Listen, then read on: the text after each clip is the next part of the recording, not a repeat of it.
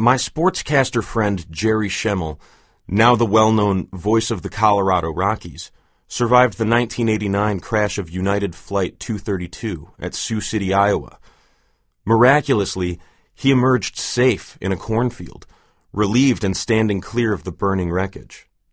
When he heard a baby's scream still inside that smoke-filled fuselage, he dashed back into the carnage, followed the cries through the billowing smoke, and rescued a little 11-month-old girl named Sabrina Michelson.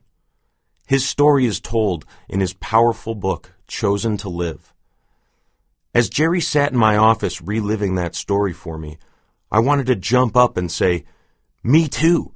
That's what I would have done." But would I? Would you?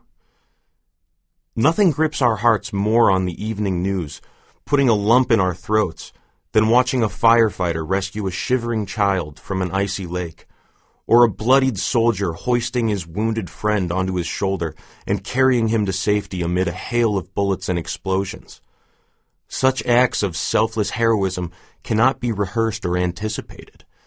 That amazing spirit either resides deep within us, or it doesn't. The drama seizes us in an unexpected moment, and we act, or we don't, in just a minute. There are no second chances, no coulda, woulda, shoulda options. In the instant, heroes seldom know the full significance of what they are doing. In fact, they may never know. Is this child's life a fair exchange for my own? If I die in the process of rescuing her, will she live to achieve more than I might have? There is no time for such thoughts. When, in retrospect, we learn years later what that child grew up to be, we say, "Wow, thank goodness." But when we don't know, we should also say, "Wow, thank goodness."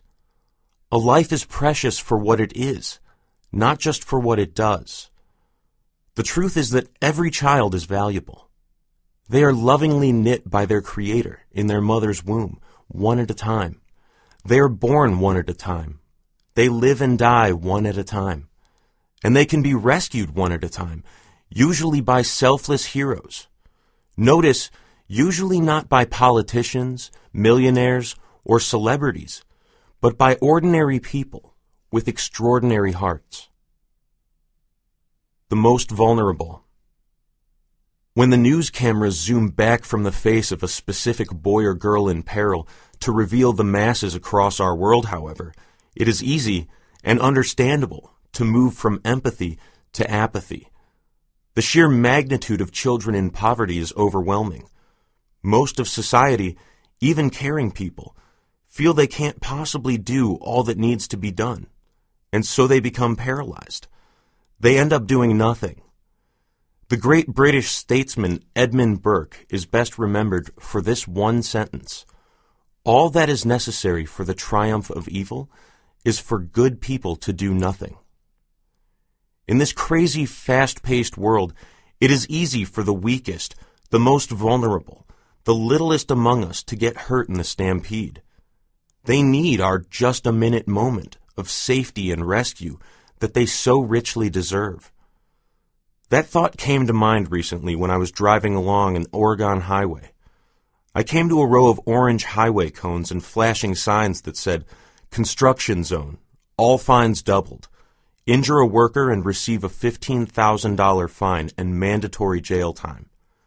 Needless to say, that got my attention. I slowed down and kept a wary eye out for the road crew. The last thing I wanted to do was get that kind of fine. And, oh yes, to hurt a worker. Sadly, I believe it was in that order. This warning was needed because in the everyday commutes of our lives, it is easy to miss the people and things going on around us. Yet these guys in a dangerous zone were concentrating on their construction work and needed the rest of us to watch out for them. They were vulnerable on that stretch of road. As I cleared the area and sped off, I got to thinking, isn't that exactly the mindset we need to hold for the welfare of children in our world today? They are vulnerable to everything dangerous around them. They are concentrating on the busy task of growing up. They aren't yet aware of the hazards on all sides. Looking out for them should be our job. If a child is around, we should be on high alert, not just to not harm them, but to rescue them when needed and to advance them lovingly in any way we can. Anything harmful done by society racing by should receive double the fine compared to causing the same harm to an adult.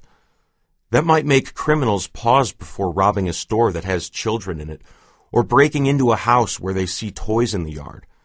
Oops, better watch out. There are children around here. Might slow down a pervert who is about to sexually molest a minor. It is the duty of all of us who make up society to protect, nurture, and bless the children entrusted to us.